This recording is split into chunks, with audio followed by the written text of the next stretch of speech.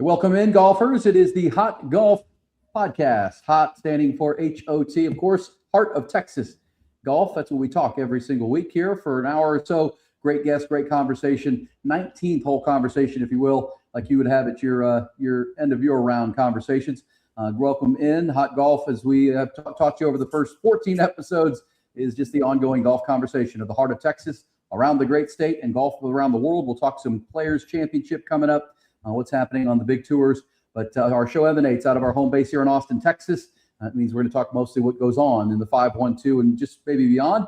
I am your number one T-Box host, Aaron Hogan, also the host of Game Time on weekday mornings on 6 to 11 on 1027 ESPN and 1027ESPN.com. It's our YouTube channels where you'll find our podcast after we load it up. As always, my playing partners this week and every week, avid golfer, more than 50 years, also the CEO and person in charge at the historic Callahan's General Store. Nearly 50 years as an Austin legend, staple of Austin, Texas. He is Charlie Wilson. And our third member, he brings 3 decades and nearly on the ground of golf knowledge in the Austin golf scene. PGA Club professional, head of golf operations for the City of Austin Golf, all the municipal courses there. Our man, Steve Hammond. Guys, how we doing? Excited to have you for another episode. How are things? Things are good. Wonderful. We got a little nighttime rain, which is always great in the golf business. It can rain every day as long as it does it at night. Yeah, now we got a beautiful afternoon as we record on this Wednesday. Charlie, I know Callahan's all the stuff you need for your yards and green areas, and that was pretty nice to get a nice soaking rain. I actually drove to work because I go to work in the middle of the night, so I drove in this morning in that little bit at the beginning of that heavy rain, but it was nice to see that. And it looks like the weather's going to be great into this weekend. Good for golfers, good for golf fans watching the Players Championship. Yeah, it was super. You know, it's welcome to the tropics of Texas, right? So, you know, a little nighttime rain, maybe a little drip here and there, but good for the golf courses and makes for a lot of good leisure on the golf course these days. Should be a great weekend for it. It's also great to have our fourth member of our golf conversation, and really, really excited about this one. You know, a couple episodes ago, we talked to Texas head men's golf coach John Fields, who is the longest tenured coach of all the coaches in the athletic department at the 40 Acres. And this week, we're very thrilled to be joined by one of the shortest tenured members, but she's pretty brand new to the program. But we are excited to have Coach Laura Ianello from the University of Texas and the Texas golf team. Her team just off a win recently at the Darius Rucker and Hilton Head event. Darius Rucker, of course, lead singer of the Hootie and the Blowfish, but an avid golf fan and sports fan. They beat the University of Texas, beat Florida State by 2 shots. Off to a great start to the season. She played golf and coached at the University of Arizona, won a national title there in 2018 on her way to Texas. She has a heck of a stellar playing career as well, and we're thrilled to have her in Austin, coaching at UT and joining us on the Hot Golf Podcast. Coach, thanks for doing this, and how are you? I'm doing awesome. Thank you guys so much for having me. This is a pleasure. Well, I'll start there. You heard me talk about John Fields, and I know you leaned on Coach Fields and his experience, and he's seen so much at the University of Texas. And we can talk about that, your relationship with Coach. But how has your transition been from Arizona to Austin so far? Well, me and my family, we are absolutely loving Austin. I've got 2 little girls in 5th and 6th grade, and luckily my husband is remote, so he can work from anywhere, and we are absolutely loving Austin. We're loving being in Texas.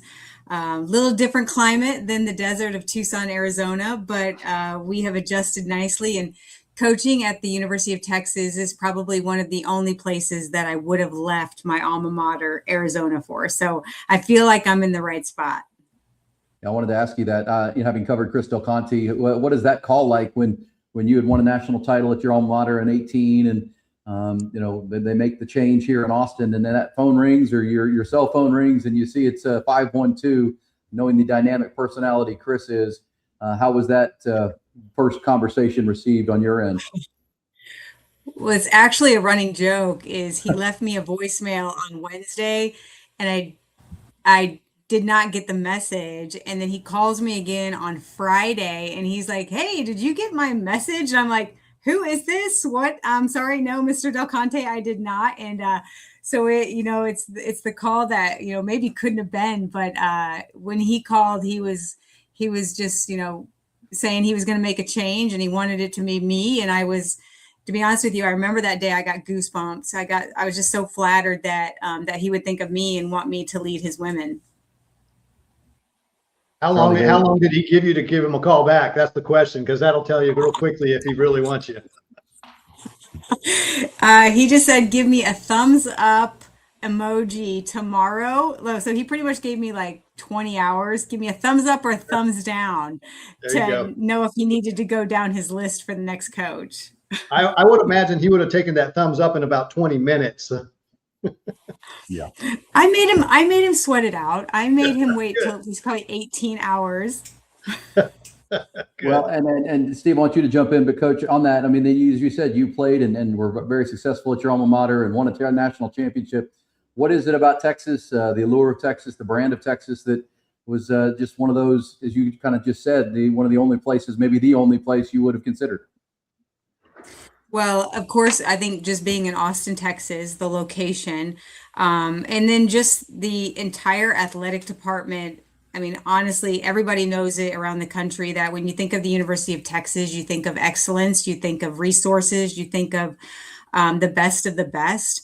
And what really, really excited me was that I was at a place at Arizona where I was the oldest tenured coach and had coached with Rick LaRose and Mike Candrea, other coaches who'd won national championships, but I was the only coach on staff there who had ever won a title. And so I didn't feel like I was growing. And so knowing that I was going to get to step into an arena like the University of Texas, where you instantly have John Fields, like, hello, that to me was just so exciting.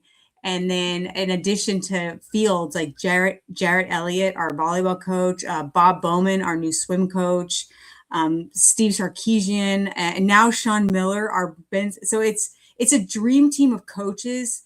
And I'm a very collaborative coach. I love to learn from others. And so just being in this environment, I instantly knew it was for me.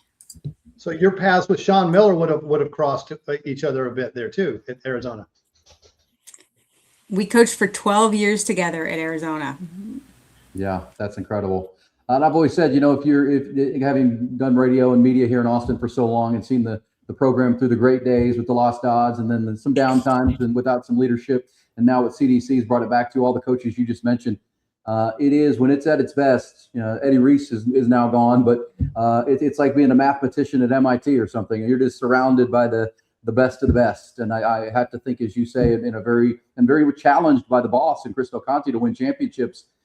For a competitor, for a teacher of young people and a coach, that's, as you said, kind of an invigorating space to be in, where you can learn from these coaches and talk to these coaches of their strategies. That's kind of a fun petri dish to live in. Without a doubt. I mean, I remember Jim Schlossnagel was hired about a week after I was, and then we had this head coaches retreat when he was going through his thing, and I'm just like, just being at that head coaches retreat, that first one, you just looked around the room and you're like, wow, there's Bruce Burke, there's Bob Bowman, there's just everybody, Carol Capitani, are you kidding me? Ange Kelly, I loved being in that environment, because I teach my women, anytime you start feeling safe in life and that you're not growing, you need to change, because you only get better if you change your environment. If you keep doing status quo of what you're doing, you're not going to get better. It's the same with your chipping practice, when hitting balls, tournament prep. If you're not moving the envelope and trying new things to get better, you will stay stagnant. And that's exactly what I felt at Arizona, even though I bleed red and blue. It is my alma mater, but now I bleed burnt orange.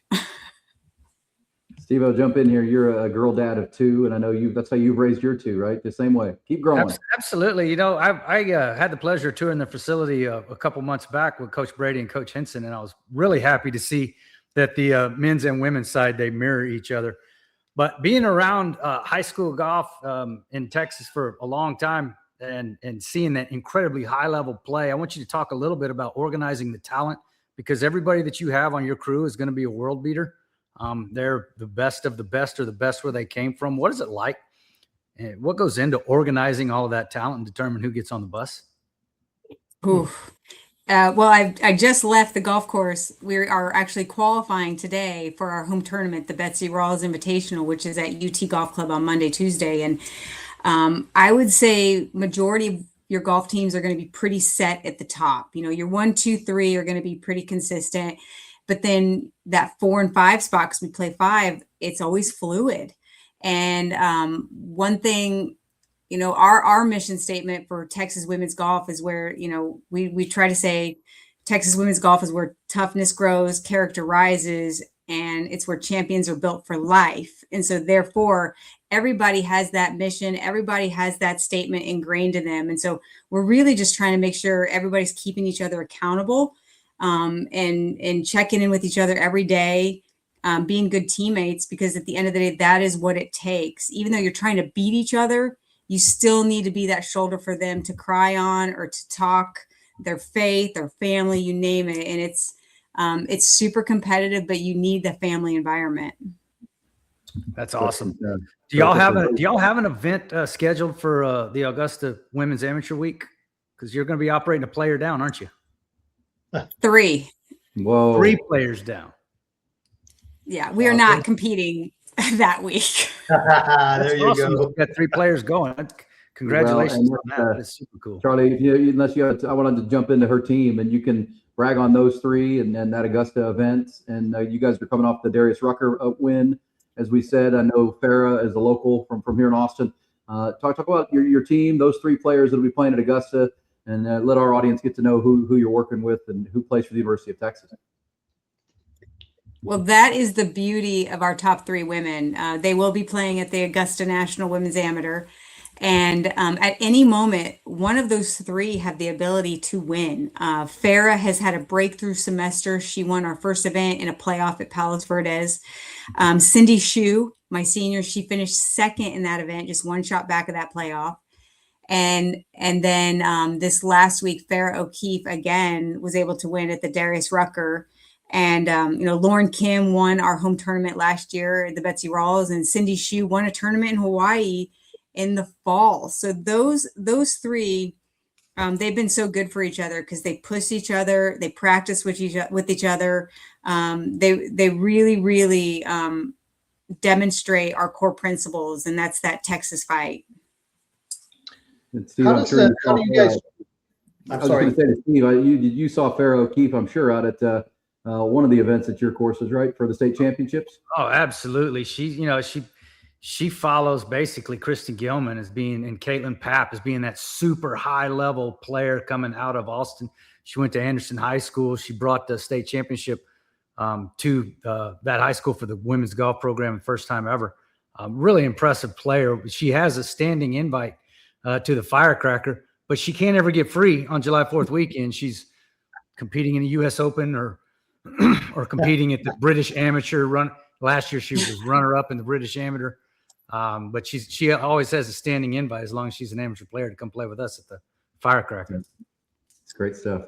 Charlie, what do you got? Yeah, I was just curious, going back to your top 3 players, Laura, the obvious excellence right there. It sounds to me like that the holy grail probably of all women's collegiate golf teams is, get 3 players of excellence, but try to pull, 3 more up into that category. And that might make your job a little bit harder deciding on your top 5, but nonetheless, if you get 3 more, then you've got something really going, right? Oh, without a doubt, you have to have depth. And I think right now, that's what, being in my 2nd year at Texas, I inherited a very young team here at Texas. And so I've had a little time to slowly start prepping and getting my recruits. We've got a young lady on our team right now, Shyla Brown, who's from McKinney, Texas. She's going to be a standout star here in a couple of years, but that is just it. You have to continue to develop. You have to make sure that there's depth. But luckily for us at the national championship at Omni La Costa, which Coach Fields really hosts with his College World Golf Foundation, is, you just have to win 3 matches. So if you have 3 studs, that really does help. Yeah, I guess so. So Yeah. This is interesting because when you mentioned the NCAA championships in the last few years, there's been a great deal of attention through television. The tournament is televised out of La Costa, and we've seen a lot of the programs who've gotten there, and we recognize that what it looks like what you're building is really kind of starting to peak a little bit here this spring, and you certainly got to be excited about that. How do you benchmark yourself against the programs that have been doing this now for a number of years, and you've experienced like, you know, a Southern Cal or a Stanford or a Duke or a Wake Forest? You know, what do you see in the way they're doing things that you want to do and do better? Ooh, that's a good question. Well, when you think of the staples, you stumped me. Well, to be honest with you, I don't try to focus on what other people are doing. I don't, because the moment I start comparing myself, I just in recruiting, my mission is to absolutely recruit and go after the absolute best talent that I can. And then for my team, we have to, I'm so much into making sure that we keep our mind in the moment and focus. We can't focus. We've been working with Brian Kane, a mental performance coach, and you have to get completely away from focusing on outcomes. And so we're not talking about winning the national championship. We're not talking about winning the SECs. To be honest with you, the week of the Darius this last week, we were not talking about winning the Darius. The only thing that you can do is you can set these huge telescope goals, and then you have to have microscopic goals to get to them. But the only thing that you can focus on is today. And if you just stack days, day by day, we talk about winning, but winning means what's important now, and that is the moment. Because you can make all these huge goals, but if you have no plan to get there, it really can lead you to a road to nowhere. And Mark Brooks, who's here at UT Golf Club, a Texas legend, he's been awesome to me. He has helped me with my team and making sure that we're dialed in, and he loves the mental stuff. So with Brian Kane and a little bit of Mark, and but if I start being like, how am I going to be as good as USC? No, I can't do it. I cannot do it. I can't. And Stanford, because Stanford has 7 women playing at ANWA. They have 7 women ranked in the top 20 in the world. Like, on paper, I would give it to my team and I would say they're unbeatable. We might as well just not play them, you know? But that's not the case, because it's not about who's the best at golf. It's who's the best right now. So we just got to focus on stacking days. So it's kind of the philosophical approach of being present in the moment.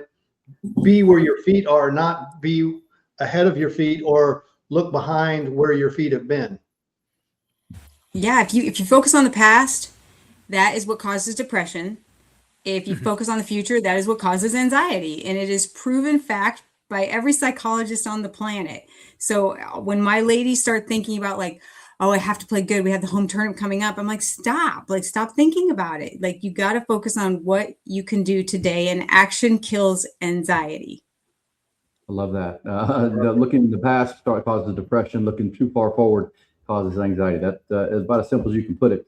I think a lot of our golfers who just play on the weekends, play over at Muni, they could use that mindset too, and not get too high, too low. Coach, you talked about Mark Brooks, and we did talk a lot with Coach Fields about the brand of Texas, and you just talked about the resources at UT, but how about the resources within the golf scene within Austin, Texas, to recruit the best players to Texas, but also to lean on both the men's and women's side, certainly on the men's side with guys like Scotty Scheffler and Jordan Spieth out at the UT club quite a bit. What does that bring to your ability to grow this program into what you want it to become? Well, exactly. That is one of my biggest tasks that I have, or one of my biggest priorities, is making sure that I make the connections. You know, every time Tom Kite texts me, I'm like, oh my gosh, the 92 US Open champions texting. You know, it's like, I literally think back, but it's me making sure that I plug in, especially with, you know, I've had lunch with Cindy Fig Courier multiple times, been talking with Kelly Keeney, Heather Bowie, some of our former greats, our great player, Coach Susan Watkins. I mean, this is my responsibility to make sure that I plug in and that I become a part of this community, this network, and what Texas truly means, because there's so much pride here, and that I want to make sure that the women that are on this team, they understand what it means to wear the burnt orange and the Steerhead logo, because it's powerful. And so, but and Coach Fields too, he's been such a big help to me. Just his door is always open. I'm like calling him pretty much every other day, asking for some type of advice or who do I need to talk to. So I'm really fortunate that we have that here. That's good. Did you on your event next week? Are you gonna be able to play any medalists for the Rawls? The medalist? Yeah, are you going to be able to bring medalists to your own event or play medalists at your own event? Yes, we do. We have like 16 teams coming, and then everybody on the team gets to play. So there's an individual champion, and then there'll be a team champion. For our audience that is going to watch this between now and then, and the Betsy Rawls there at UT Golf Club, is there access for fans to watch and be a part of that event? How would that work? Oh, definitely. It's free admission, free of charge. You just come to the club, tell them that you're coming to watch. Monday is 36 holes, so you could literally show up at 8 in the morning, and we're going to be playing till probably 7 p.m. or 6:30 p.m. And then Tuesday we'll tee up around like 8:30, 9 in the morning, be playing till probably about 1:30. But it's got some good teams: Arkansas, LSU, Pepperdine, Oregon State. We got a lot of really good teams. Excited for that, guys. And you've been on part of those days, Steve-O, where it's all day. You're teeing off in the sunrise and they're all day. That is a long day to walk that golf course twice. You got to be a mountain goat to get around it to begin with. But to do it twice and somebody pitch you a sandwich after 18 holes, that's a tough go, man. Yeah. Coach, I wanted to ask you that too about the UT Golf Club, your own facility. I was, here when they started to put that together. And then Coach Fields talked about just how it changed their program. National championships stuff just started to come, and number one players in the world are coming out of there. How important is it to have that golf facility to practice and perform on and get better to be ready for your most important tournaments of the year? Oh, it's a huge recruiting tool, but the fact that we have these amazing facilities, practice facilities, but also UT Golf Club to go and play and make tee times, pretty much as if our student athletes were private members here. That is irreplaceable, just the access to the golf course. And Coach Fields has got some really, really good, cool ideas brewing with some range improvements. It's going to be called Chef's Kitchen. Scotty Scheffler has been pretty proactive in helping with the design, and Tom Kite just redid our putting green area. So this is a first class practice area. And I left Arizona having just built a $15 million facility. So I literally was in my office, my new office, for 2 weeks when CDC called me. And so I feel like I have a good pulse on what is really good facility, and it's pretty great here at Texas.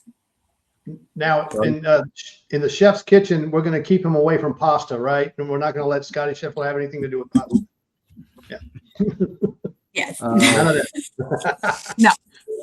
All right. For our audience that is already following you and is beginning to follow you more as we move forward, you have this event with the Betsy Rawls next week right here on your home course. And then what's the rest of the year look like for the Texas women's golf team?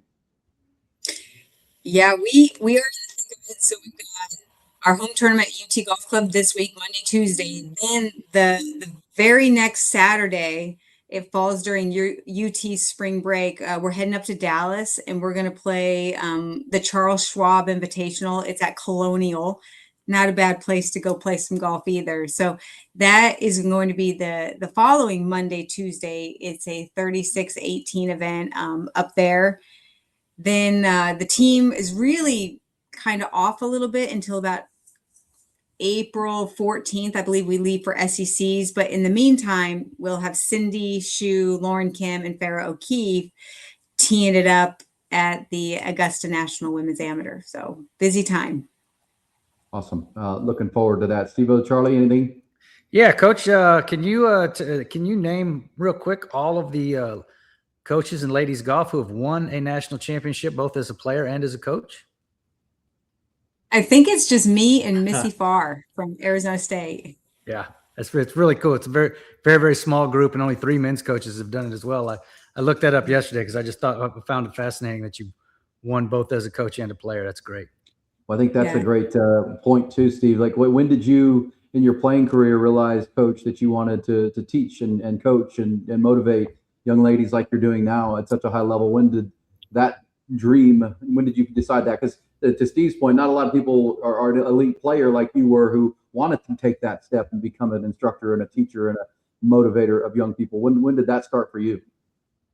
Well, I believe that is why I coach, is because I've lived the adversity of playing on the LPGA, being back on the mini tours. And as you know, even 25 years ago, the money wasn't that great. So therefore, I really got tired of asking my dad to pay for my caddy fees and my entry fees. And I think he was tired of paying for all that. So it got to a point in about 2008 where I just didn't enjoy practicing anymore.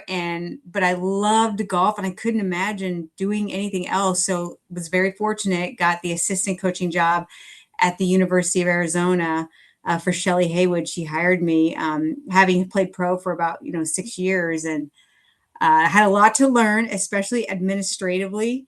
And, but 3 years as an assistant there at Arizona, then moved my way up into head coaching, and have never regretted it a day since, leaving my professional golf days to here, because I feel that through my moments of adversity and my moments of accomplishments, I can help these women and guide them to their next stage in life. If they want to play professional golf, or if they want to be a mom, or if they want to be a businesswoman, I feel like I'm just trying to train them really how to be mentally tough and just know that life is going to have red lights and green lights and all those lights, but they can do hard things.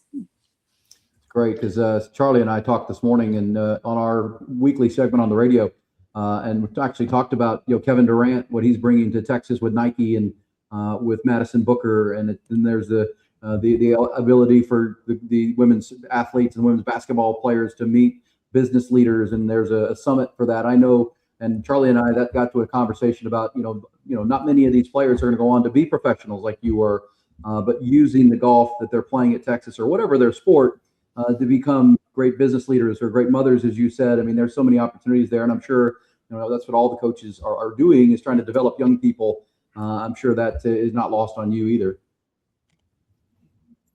Yeah, that's our number one priority, right? Make sure these people have good life skills, and they're just good people, and they're polite and kind. It's amazing. All right. I also wanted to ask you this as we move forward. So one of the questions I have. Go ahead, Charlie. No, go ahead, Aaron. That's fine. Yeah. Okay. Just the Well, the women's question golf. that I have was along the lines. About women's golf, because I'm sorry, we talked on our episodes about junior golf and the growth of the men's game and the growth of the talent of the men's game. But making you, since you were a junior female player and then a player at the University of Arizona and now coaching, just the transformation of women's golf in the United States and all over the world. I mean, it's the men's one thing, but boy, the women, given the opportunity, can you describe what the changes have looked like for you over your time? Oh, the game has grown so much. And I would say the biggest jump is, I think, just around COVID. I think so many more people are playing the game, and there's so many more elite invitationals, and the competition has continued to just get better and better. But also, golf is becoming a little bit more specialized. You're seeing a lot more kids homeschooled and focusing on just that one sport, which I sadly don't love to see. I love to see kids that can play all sports and that are athletic. But the game itself has really grown. We're seeing Annika Sorenstam. She has really, really given back to the game with her All Pro Tour, and she's sponsoring. I believe it's 8 women coming out of college, senior women, where she's housing them, giving them stipends so they can pursue professional golf and not have the stress. So Annika has given back, and I think there's so much more opportunity, but there's also more money now. These women, like you win $1 million for winning the U.S. Women's Open. I think back when I played, you'd maybe win $250,000 for winning the U.S. Women's Open. So it's came a long way, and there's more opportunity to play. So I think it's it's worth these women to really pursue. Last one, Charlie. Yeah, I was just curious. With that, you have to develop a pipeline to achieve your goals and to kind of help strengthen your pillars of your program here at the University of Texas. And how do you establish what that pipeline is and the criteria for who fits in that pipeline, given that there is so much excellent women's golf being played all around the world? You know, where are you going and how are you recruiting, Coach? Well, that's a good question, and I honestly love athletes. I love women who have power, who, I mean, they're not scared to get into the gym. They like to run. They love to play tennis. They love to play pickleball. They're having fun when I watch them on the golf course. I think in the women's game, you see the best players, and majority of them, they have a lot of speed, they have a lot of power, they hit the ball pretty far. Similar to men's golf, right? If you have shorter irons into green, your proximity to the hole for birdie opportunities is going to be there. So that is something that we really, really look for. Also, I love asking a lot of questions in the recruiting process of the pipeline of making sure that the players that I'm going after have had moments of adversity in their life. Because if you've never dealt with adversity your whole life, when you get to me and then all of a sudden you can't break 75 and you have no coping mechanisms or no way to fight, or, you know, that's a big red flag for me too. So I love kids who have not just been the best their whole life. Great. How do you deal with the international recruiting with so many players coming from different parts of the world, or the potential of so many players coming from different parts of the world? Well, of course, we prioritize our top Americans and Canadians and Mexican players first, semi-local. But again, my overall vision for recruiting is always to recruit the best players possible. And luckily at Texas, we have the draw of the best Americans, where I would say at a place like Arizona, the best Americans, you know, the niche of going to Arizona was not there like the SEC. You know, you got the football ties and that kind of stuff. So being at Texas is definitely giving me a little edge with the Americans. But again, it's so competitive. And so in women's golf is not as deep as men's golf. So you think we have this plethora of so much talent in women's golf, but we really don't. So, I mean, I am neck and neck with Florida, Wake Forest, UCLA, USC, every recruit, you know, so just got to beat them out. Well, Coach, we appreciate it. I know you scheduled about 30 minutes with us and you got other things, but best of luck with the Betsy Rawls this week for your team and all the season long. We'll certainly be watching here on the Hot Golf, podcast and the audience, rooting for you and hoping for the best of success. We're so glad you're at the University of Texas now and bleeding that burnt orange, and it was great for you to join us, and we appreciate the visit. Thank you, guys. Hook 'em. Thank you. Thank you, Coach. Appreciate you. All right. Have a great day. Have a great day. Have a great weekend. All right, the Betsy Rawls. Good luck next week. Yeah, good luck for sure. Monday, Tuesday out at the UT Club out there off 620 in Steiner Ranch. Charlie, you can let her go about her day, and we'll pick up the conversation, guys. Pretty cool. Steve, let me ask you about women's golf as you've seen it. As I mentioned, you're a father of two daughters, and I have one. They're good friends, actually, through high school and growing up, my daughter and yours. But just the change that you've seen out at the state championships and the growth of women's golf as such a competitive sport now. The high-end talent, the top-end talent that we see today, you're seeing that 3 and 4 players deep at these major schools like an Allen High School or South Lake Carrollton, of course, Westlake, Byron Nelson, those types of schools. The talent is all the way through the roster, whereas you used to be able to go out with one lady who could shoot 68, and then if you could turn in 3 other 80s, you could possibly win a state championship at any level. Now it's completely different. You have to be in and around par to compete at the highest level. So the playing opportunities for these ladies to go to these major schools, I think it's a little bit larger than what it used to be, especially with the NIL money. There is more money available to all of these kids. They used to say back whenever, my kids were growing up is, oh, all you got to do is be able to break 80 and you get a scholarship. That's just not true. Folks have always acted like there's a plethora of women's scholarships out there, and it's incredibly easy to get one. It's not true, not even close to being true. It's the collegiate sports, lady sports and men's sports. It's so incredibly competitive that you have to be the best that you're around to get invited to one of these programs. Really is. And it's great for the game. Great to have a coach like that. And Charlie, I think you heard, and when having covered Chris Del Conte now, and people wonder the growth of the Texas athletic department, you could say it's NIL resources, those kind of things. And there's part of that. But at the same time, Chris Del Conte got to Austin way before that began. And his ability to identify great coaches and great leaders and then give them the resources. Chris, CDC always says, once I hire you, you know the bar of expectation, right? You're going to compete in the top 5 or 10 in the country annually. If you're not, we're going to figure out what you need to get there. And if you don't get there soon enough, we're going to make a change, right? And that's full support, full support of the athletic department of whatever you need. But at the same time, the expectation is very, very high. And I think you just heard it from Coach Ianello. We heard it from John Fields, who has been the longest tenured coach and has seen a lot of ups and downs. That is the expectation, and every coach on the staff knows it.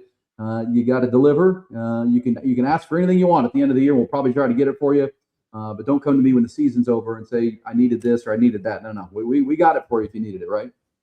Yeah, I think he has such a great reputation in the athletic community. I remember meeting him back when he was a AD at TCU. This was back in about 2010, 2011. And the conversation I had with him was for about 10 minutes. I was visiting actually a friend of mine who was working in the athletic department at TCU, kind of down in the ranks. And he said, hey, come over here and meet my athletic director, Chris Del Conte. Went over in 10 minutes, and this guy's energy just kind of steamrolls you. But it's not just the positivity.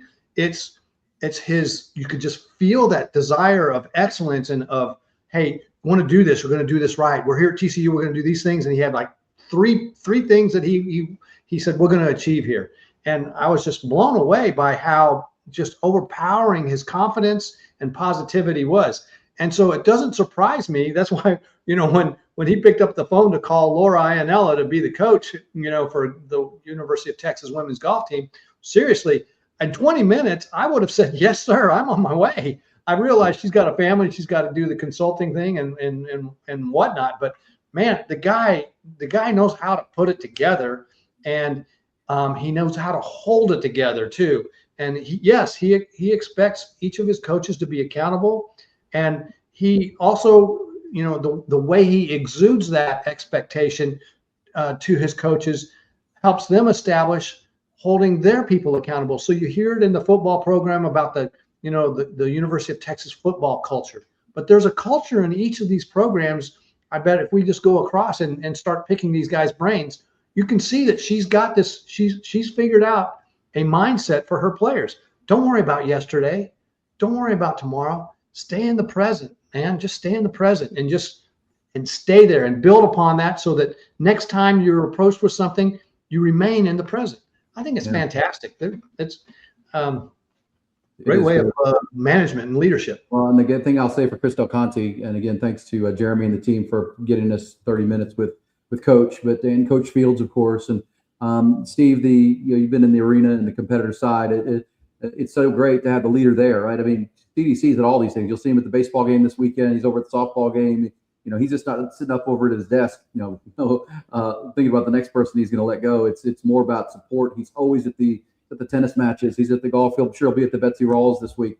That means a lot for the university, for the athletes and the coaches that play under and compete under, that the boss is hanging around a lot. Yeah, and you're seeing that at Texas State right now. If you look at Kelly Damphouse, the president of the university, he is just all over the place. Very, very prominent social media presence.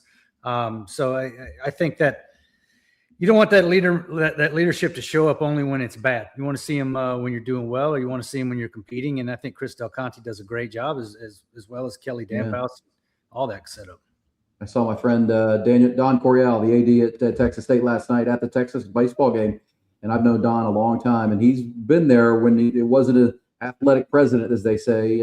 All education and sports is over here, so he's had to battle through that. And I know he and Kelly are working really close, and they certainly watch what CDC has done here in Austin with the presidential leadership as well. It's got to go hand in hand. There's no doubt about it. But two great conversations, and we'll follow the UT golf season. We know we'll see a lot of UT golfers, guys, at Sawgrass this week. The Players Championship will tee off on Thursday, which is tomorrow as we record this.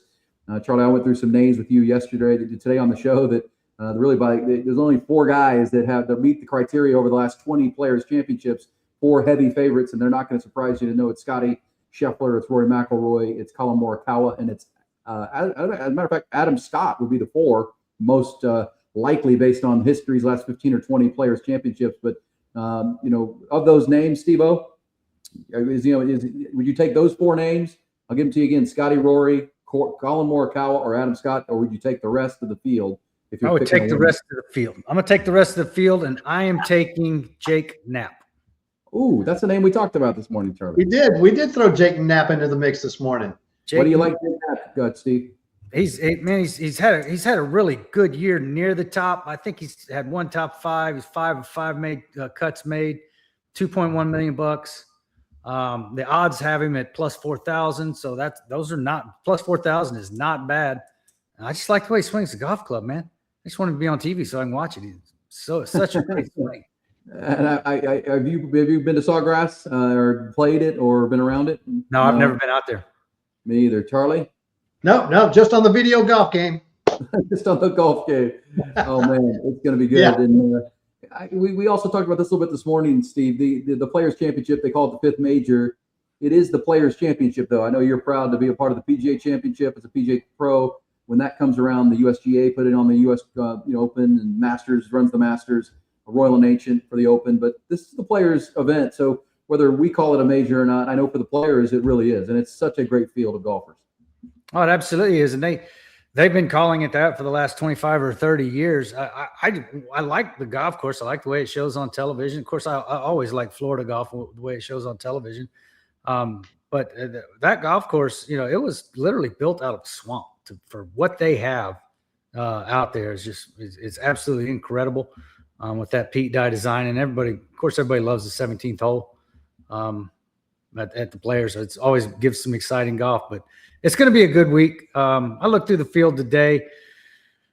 With last week's finish at the Palmer Ludwig Oberg, he's kind of got that Xander Schauffele feel that it's only a matter of time. He's hanging around. It's only a matter of time for Ludwig busts through, and of course, I love seeing that kid coming out of. We'll say he's out of Lubbock. Out of Lubbock. Yeah, I know. We can think of culture shocks, but coming from Norway to Lubbock, what are we doing? How did that go? But a little different. But Ludwig is a heck of a player, and I saw him warming up today on the Golf Channel. They talked about him being in great form, very confident. Scotty doing his thing. It's going to be fun. So, Charlie, do you have a couple of picks that you're looking at this Players Championship thinking that could be the Akshay Bhatia this week, or really immortalize himself as a great player?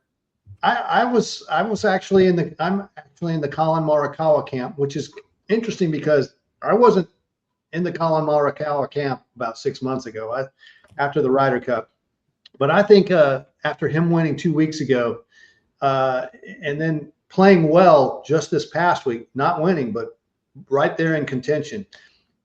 His game and his ability to do the left to rights and right to lefts, he's got that very well under control right now, and he seems to be getting into the hole pretty fast on the greens. I think he's a guy that you got to watch, and he's pressure tested. So when it gets down to 16, 17, and 18 there at TPC Sawgrass in that stadium course, he knows how to hit those shots that you got to hit. On 16 with that par 5, he's long enough to get there in 2. On 17, he can shape it depending on where the pin's positioned. Of course, it's usually back right on Sunday. And then 18, he can sling it if the wind tells you to sling it, and he can hold it with a cut if he needs to hold it with a cut. That's the guy I'm looking at. And not kind of keeping with the Japanese theme, I think Matsuyama is also someone you're going to have to keep an eye on because he seems to be striking it well. He just hasn't quite pushed it to the very front. So those are two guys. Scotty Scheffler, you've got to say he's in the conversation. And and Aaron, you and I talked about it this morning, and you said you're not even going to go put it there until he gets there. But I do believe that Jordan Spieth is close to being part of this mix. And this would be a course since he's very experienced here. I know he's a little wild, and it just happens at the wildest of times, but maybe we can get that sports psychologist that Laura's using to get in his head to stay present. Maybe Jordan Spieth will win one of these again. That'd be so great to see him back on the big stage and get that game right for 4 rounds in major competition like this weekend. Matsuyama's a name I wrote down. He just putts it so well. He's unflappable, which it takes on that golf course.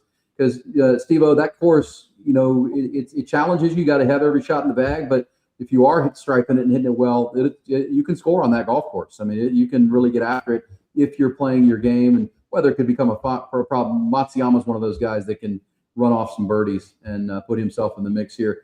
At this event, the Players Championship teeing off tomorrow. I like that. Jake Knapp.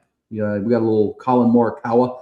And I'm going to go a little either Scotty or Hideki. I like him up in there. Ludwig Oberg as a name to watch. Yeah, remember, I got a side of Ludwig. Side of Ludwig.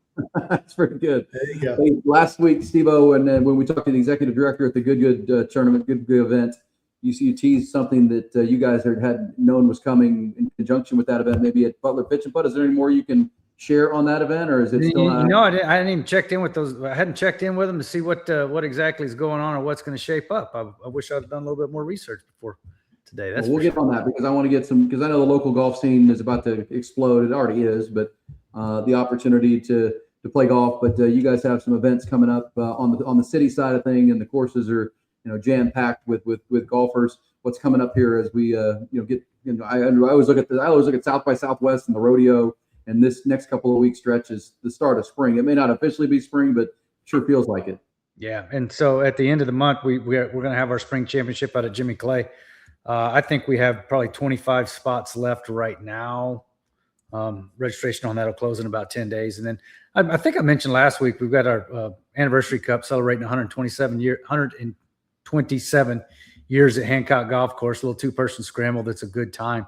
That is full. That one filled up on us. But, we punched a Lions golf course yesterday, did an airification, and we were talking with our superintendents yesterday, and we are growing like crazy. So that's good. We're going to get a little cold snap next week. It's going to sting the grass. But other than that, typically we start growing grass around tax day. But now you never know when it's going to happen. And, it's the middle of March, and we're growing like crazy. Hey guys, it's daylight savings, and we need to be getting out on the golf course right now. Exactly right. Well, that's the great thing. We did spring forward, whether you like that or not. I think golfers love it. It's to get forward, get that either 9 or 18 in after work, and that's good stuff. If anybody has anything else, we will call it an episode. And thank Laura Ianello for joining us, talking Texas golf. The Players Championship is a must-watch. City's going, getting that spring championship that's coming up. How do they find the spring championship for those last spots, Steve-O? Go to golfatx.org and click on the tournaments tab. That'll have a listing of all of our amateur offerings this year. And if you enjoyed the episode, please go back and see previous ones, including John Fields, including the director of the Good Championship, and many, many, many more. So many great guests here on the HoT Golf Podcast. Charlie, get on out to Callahan's and see you too, right? You'll be out there. Amen. See y'all out there. Come get you some grass seed and anything else you might need. Yeah, and rake your bunkers, right? Indeed. Rake your bunkers, folks. Appreciate it. Fill those divots. That's going to wrap up another edition of the HoT Golf Podcast. Share it with a friend if you enjoyed it, your golf partners, and let them know it's there. It's going to be available at our YouTube page, 1027 ESPN on YouTube. This is getting great streams and great views there at the YouTube channel, so thank you so much. We know there's a passion for golf in Austin, Texas, and the 512, and that's what this conversation on a weekly basis is about. It's HoT Golf, Heart of Texas Golf. That's going to put it in the books. Everybody have a great weekend.